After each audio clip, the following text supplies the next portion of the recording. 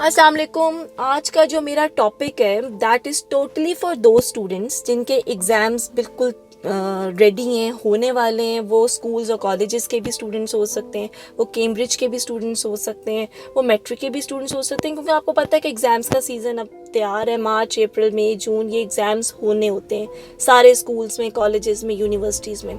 तो ऐसे क्या तरीके, ऐसे कौन से टिप्स हैं कि हमारे मार्क्स अच्छे आएँ और हम नेक्स्ट क्लास में बहुत अच्छा रिजल्ट लेकर प्रमोट हो। अच्छा, ये जो मेरी वीडियो है ये 2 फेजेस के ऊपर डिवाइड हुई हुई है।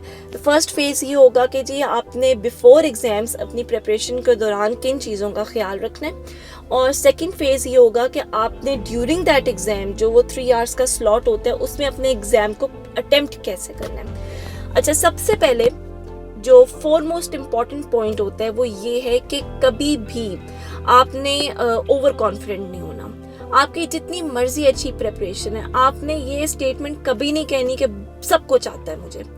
जिस मौके पे आप ये स्टेटमेंट बोलते हैं ना, एक तो सबको पता चल जाता है कि आप ओवर कॉन्फिडेंट हैं। दूसरा, आपने हर चीज़ में अल्लाह ताला को शामिल रखना है। बस आप ये कहा करें कि शुक्र अल्हम्दुलिल्लाह, आगे जो अल्लाह को मंजूर, आगे अल्लाह ताला बेहतर करे। जब आप हर अपनी एक्टिविटी में, अपनी डेली रूटीन में अल्लाह ताला को शामिल रखेंगे, एक तो अल्लाह भी खुश होंगे और इससे ये साबित होगा कि आप एक तो लो प्रोफाइल में अपने आप को रखते हैं और आप कॉन्फिडेंट, ओवर कॉन्फिडेंट नहीं हैं। सेकेंड पॉइंट, कभी भी केयरलेस मिस्टेक्स ना करें। चैप्टर को, टॉपिक्स को, what ever the syllabus is, आप उसको गो थ्रू करें थाउजेंड्स ऑफ टाइम्स।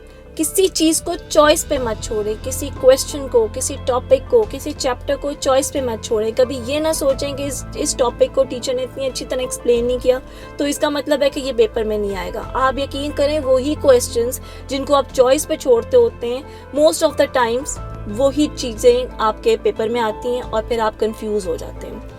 कभी अपने आप को किसी के साथ कंपेयर मत करें। कंपटीशन आपको आपके अपने साथ होना चाहिए। आपको इस चीज़ के साथ कंपटीशन रखना चाहिए कि लास्ट टर्म में या लास्ट एग्जाम्स में मेरा ये रिजल्ट आया था, मेरी ये परसेंटेज आई थी, तो इस दफ़ा I have to perform better to get better result. अपने आप के साथ जब कंपटीशन रखेंगे, अपने आप के साथ कंपैरिजन रखेंगे, तो आप ऑटोमेटिकली आगे बढ़ते जाएंगे। Slowly and steadily you will win the race. अच्छा, उसके अलावा ये है कि चैप्टर्स की थॉरली स्टडी करें, पास्ट पेपर्स को ज़रूर अटेम्प्ट करें। ये जो मैट्रिक एग्जाम्स होते हैं, जब आप अकेडमीज वगैरह ज्वाइन करते हैं तो वो आपसे पास्ट पेपर्स सॉल्व करवाते हैं। इसी तरह जब कैम्ब्रिज के एग्जाम्स होते हैं तो वो आपको ऐसे टॉपिक्स या ऐसे टेस्ट्स देते हैं या ऐसे एग्जाम्स आपसे लेते हैं जो आपके पास्ट क्वेश्चंस या जो बहुत दफ़ा जो क्वेश्चंस रिपीट हुए हैं, ईयर बाय ईयर वो रिपीट होते हैं क्वेश्चंस, वो आपको देते हैं। तो पास्ट पेपर ज़रूर अटेम्प्ट करें, तो आपको इससे आइडिया होगा कि किस टाइप के क्वेश्चंस आ सकते हैं और आपको ये भी पता होगा कि आप इन क्वेश्चंस को कैसे अटेम्प्ट कर सकते हैं। आइडियाज़ जनरेट होते हैं। कंबाइंड स्टडी के ऊपर ज़्यादा प्रेफर किया करें। अगर आपके पार्टनर्स इंटरेस्ट लेते हैं और सीरियस हैं कंबाइंड स्टडीज़ के लिए, तो कंबाइंड स्टडी ज़रूर करें। एक्सचेंज ऑफ थॉट्स होते हैं, एक्सचेंज ऑफ आइडियाज़ होते हैं, बहुत से ऐसे आइडियाज़ जनरेट होते हैं जो आप सबके लिए यूज़फुल हो सकते हैं। अच्छा, उसके अलावा ये कि आप जो होता है ना, आपको अपने पेपर का पता होना चाहिए, पेपर पैटर्न का पता होना चाहिए। कितने परसेंटेज आपके ऑब्जेक्टिव हैं, कितने परसेंटेज आपका सब्जेक्टिव है, उस मुताबिक आपको आइडिया भी हो जाएगा कि कौन से क्वेश्चंस को किस तरीके से आपने अटेम्प्ट करना है।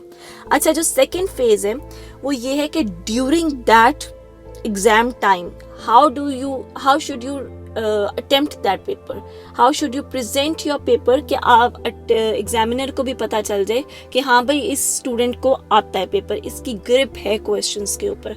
सबसे पहले तो आप क्वेश्चन पेपर को रीड आउट करें। बहुत से स्टूडेंट्स ऐसे होते हैं कि वो ABC पार्ट्स अगर एक क्वेश्चन के होते हैं तो अपनी केयरलेसनेस की वजह से वो AB पार्ट अटेम्प्ट कर लेंगे, C पार्ट अटेम्प्ट करना वो भूल जाएंगे। तो हमेशा ये देखें क्वेश्चन अटेम्प्ट करने के बाद कि कोई पार्ट मैंने मिस आउट तो नहीं कर दिया। ये केयरलेस मिस्टेक्स यूजुअली लड़के करते हैं, क्योंकि लड़के थोड़ा केयरलेस होते हैं, वो ओवर कॉन्फिडेंट भी हो जाते हैं। लड़कियां थोड़ी हार्ड वर्किंग होती हैं। अगर मैं ऑन दी होल बात करूं, मैं किसी को इस वक्त पॉइंट आउट नहीं कर रही हूँ, मैं ऑन दी होल इस वक्त बात कर रही हूँ। अच्छा, जब आपके सामने क्वेश्चन पेपर आता है ना, तो क्वेश्चन पेपर को बहुत ध्यान से पढ़ें। उसके बाद आप हर क्वेश्चन के सामने जो उसके मार्क्स एलोकेटेड हैं वो देखें। उसके बाद आप ये देखें कि जितने मार्क्स का वो पेपर है उसके मुताबिक आपने कितना लंबा उस क्वेश्चन को अटेम्प्ट करना है। आप ये मत सोचें कि शीटों पे शीटें अगर आप भर देंगे तो आपके मार्क्स उतने ही अच्छे आएंगे, ऐसा हरगिज़ नहीं होता। The way you present your paper, आप बुलेट्स में अपने आंसर्स को लिखें, क्योंकि आपको पता होना चाहिए कि एग्जामिनर के पास इतना टाइम नहीं होता कि वो पूरा ऐसे आपका रीड आउट करे। जब आप बुलेट्स में अपने आंसर्स को मेंशन करेंगे, बुलेट में अपने आंसर्स को लिखेंगे, तो एग्जामिनर सिर्फ यूजुअली ऐसा होता है कि वो बुलेट्स को पढ़ते हैं, उसके बाद एक सरसरी सी नज़र वो उसकी डिटेल पे डालते हैं, वो समझ जाते हैं कि भाई इस बच्चे को क्वेश्चन अटेम्प्ट करना आता है। सबसे पहले वो क्वेश्चन अटेम्प्ट किया करें जिसके ऊपर आपकी पूरी ग्रिप हो, क्योंकि आपने इम्प्रेशन अपना बिठाना होता है एग्जामिनर की आइज़ में। एग्जामिनर को पता होना चाहिए कि भाई ये बच्चा कितने पानी में और कितने पानी में नहीं है।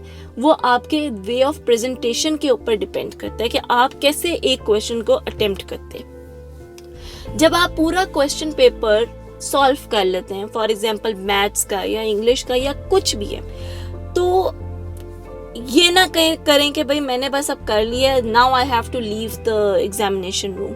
जितना आपके पास टाइम बचा आप उसको रिवाइज करते जाएं। आपको नहीं पता कि आपने क्या क्या मिस्टेक्स की होंगी मैथ्स के क्वेश्चंस में या इंग्लिश के क्वेश्चंस में या साइंस और सोशल स्टडीज़ या व्हाटएवर द सब्जेक्ट इज, आपने कितनी मिस्टेक्स की होंगी। आप जितनी दफ़ा रिवाइज करेंगे, आप यकीन जाने आपकी उतनी ही मिस्टेक्स आपके सामने आएंगी। तो जब मिस्टेक्स सामने आती हैं तो it means that you have got a chance to correct those mistakes. उन मिस्टेक्स को करेक्ट करें और बार बार चेक करने के बाद एग्जामिनर को दें। अपनी हैंड राइटिंग को जितना अच्छा रख सकते हैं उस पेपर में आप रखें, क्योंकि आपके पूरे साल की मेहनत का निचोड़ उस 3 आवर्स के स्लॉट में होगा। आपका टेस्ट है वो, और उसी के ऊपर आपका रिजल्ट आएगा और उसी रिजल्ट के ऊपर आप को जाना जाएगा कि भाई इस बच्चे ने पूरा साल कितनी मेहनत की है। तो ओवर कॉन्फिडेंट ना होएं बिल्कुल भी, और प्रेजेंटेशन अपने पेपर की बहुत अच्छी करें। एक एक क्वेश्चन याद करें, कोई चीज़ आप चॉइस पे मत छोड़ें। और दूसरी बात, आप अगर अपने स्कूल का कोई टेस्ट दे रहे हैं या अपने स्कूल का आपका पेपर है, तो आपका ओवरऑल बिहेवियर बहुत काउंट होता है कि पूरे साल में आपने अपने टीचर के साथ, अपने क्लास फेलोज के साथ कैसा बिहेवियर रखा हुआ है। वो एक इमेज सेट हो गया होता है टीचर की नज़रों में। तो बच्चा जब पेपर देता है तो बच्चे के बारे में एक इमेज, एक इम्प्रेशन होता है कि ये बच्चा अच्छा है, ये बच्चा ब्रिलियंट है, ये बच्चा इंटेलिजेंट है, या ये बच्चा बहुत केयरलेस है। तो उसी इमेज के बिना पर पेपर चेक किया जाता है। तो अपना ओवरऑल बिहेवियर बहुत अच्छा रखें क्लास में, अपने क्लास फेलोज के साथ भी और अपने टीचर्स के साथ भी, और पेपर अटेम्प्ट करें आंखें खोल कर, क्योंकि ये चांस आपको दोबारा नहीं मिलेगा।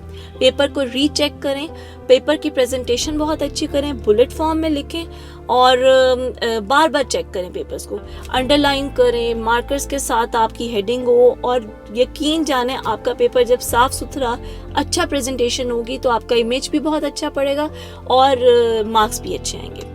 और दुआ करते रहा करें, क्योंकि जिस काम में आप अल्लाह ताला को शामिल करेंगे ना, और जितनी दुआएं आप मांगेंगे उतना ही आपका फ़ायदा होगा।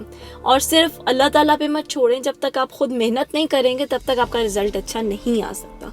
दोस्तों के ऊपर रिलाई मत करें कि मैं इसके साथ बैठ जाऊंगा तो ये मुझे ये क्वेश्चन करवा देगा, मैं उसको वो क्वेश्चन करवा दूंगा। कभी किसी के ऊपर रिलाई ना करें, जो आप खुद मेहनत करके जाएं आपके लिए वही फ़ायदेमंद होगा। Thank you so much.